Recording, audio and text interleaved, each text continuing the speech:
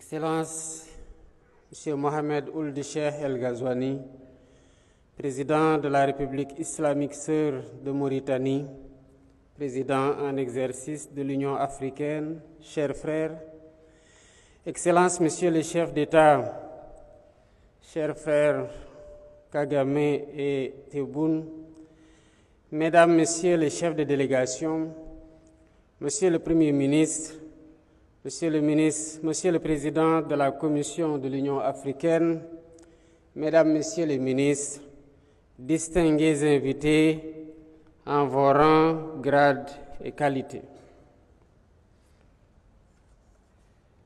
Mesdames, Messieurs, je tiens d'abord à remercier mon frère, le président Ghazouani, pour son invitation à cette rencontre et les dispositions habituelles qu'il a bien voulu faire prendre pour faciliter notre séjour ici. Nous nous sentons bien chez nous. Son implication, je lui renouvelle mes félicitations pour son leadership et son remarquable travail à la tête de l'Union africaine dans un monde en constante mutation, marqué par des turbulences préoccupantes. Notre rencontre de ce matin est la parfaite illustration de son implication personnelle face aux défis du continent.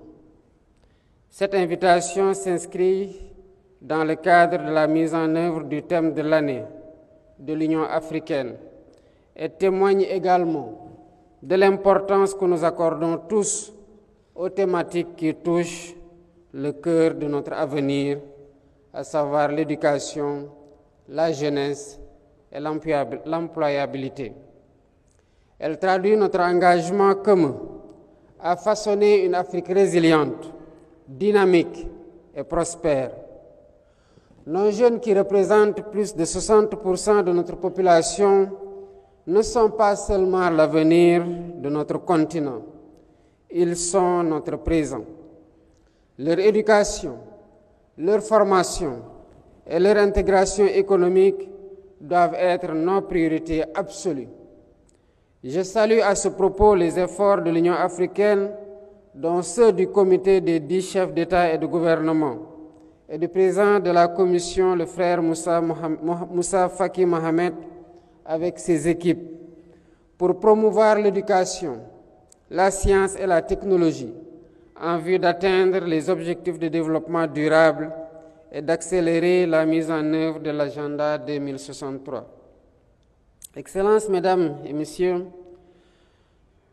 nous mobiliser pour l'éducation, c'est investir pour l'éveil des consciences, la formation aux compétences et le progrès. C'est également contribuer à forger la capacité de discernement qui rend moins vulnérable à la manipulation et aux influences. C'est ériger le savoir-faire et le savoir-être en rempart contre l'ignorance et l'obscurantisme. C'est par ailleurs assurer la qualité des ressources humaines capables d'assurer un développement économique et social endogène. Au Sénégal, nous avons fait le choix d'investir massivement dans une éducation inclusive et de qualité. Et cela passe, entre autres, par l'affectation de beaucoup de ressources de nos budgets et des partenaires. Cela passe par l'accès à tous à une éducation de qualité, en particulier pour les jeunes filles et les communautés rurales, afin de briser les cycles de pauvreté. Cela passe par le renforcement de l'éducation, de l'introduction des technologies, du numérique dans le système d'éducation, de formation à tous les niveaux. Cela passe par le renforcement de la formation technique et professionnelle adaptée aux besoins du marché pour connecter nos jeunes au monde du travail. Mais il ne suffit pas de former, il faut aussi créer des opportunités d'emploi et des écosystèmes favorables. La jeunesse est le moteur de la transformation économique. Nos jeunes regorgent de créativité et d'ambition. C'est à nous, décideurs, de leur offrir les conditions nécessaires pour innover et entreprendre. C'est ce que nous faisons au Sénégal, où l'investissement dans le capital humain de qualité et l'équité sociale sont au cœur du nouvel agenda de transformation de notre système et du pays à l'horizon 2050. Nos programmes visant à favoriser l'employabilité sont déjà en cours d'exécution et plusieurs autres phases d'initiation. Il s'agit notamment de l'accompagnement des startups dans le secteur clé de l'économie numérique et de l'économie verte, des partenariats publics-privés pour encourager les entreprises à recruter et à former les jeunes, des projets structurants comme les pôles industriels, les hubs d'innovation qui génèrent des emplois à forte valeur ajoutée. Nous ne devons toutefois pas sous-estimer les défis, car l'écart entre les compétences enseignées et les besoins du marché reste important. La question de la transition démographique exige aussi des solutions rapides et durables. Cela demande des mesures telles que des politiques continentales harmonisées pour favoriser la mobilité des talents et des opportunités. Cela demande une collaboration renforcée avec nos partenaires internationaux pour mobiliser davantage de ressources et d'expertise. Le développement des infrastructures éducatives et numériques pour réduire la fracture entre les zones urbaines et les zones rurales. Excellences, Mesdames et Messieurs, le succès de notre continent repose sur notre capacité à offrir à nos jeunes les moyens de réaliser leurs rêves. Unissons donc nos forces en vue de bâtir une économie africaine capable de retenir nos talents et de répondre aux aspirations de notre jeunesse. Ensemble, faisons de cette conférence un tournant important pour l'avenir de notre jeunesse et de l'Afrique.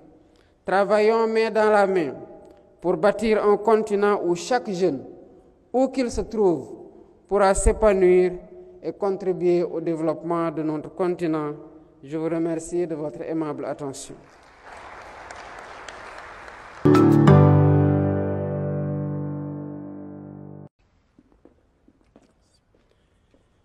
Excellences, Monsieur Mohamed Ould Cheikh El Ghazouani, président de la République islamique sœur de Mauritanie, président en exercice de l'Union africaine, chers frères, Excellences, Monsieur le chef d'État, chers frères Kagame et Tebboune, Mesdames, Messieurs les chefs de délégation, Monsieur le Premier ministre, Monsieur le Président de la Commission de l'Union africaine, Mesdames, Messieurs les ministres, distingués invités en vos rangs, grades et qualités. Mesdames, Messieurs, je tiens d'abord à remercier mon frère, le président Ghazouani, pour son invitation à cette rencontre et les dispositions habituelles qu'il a bien voulu faire prendre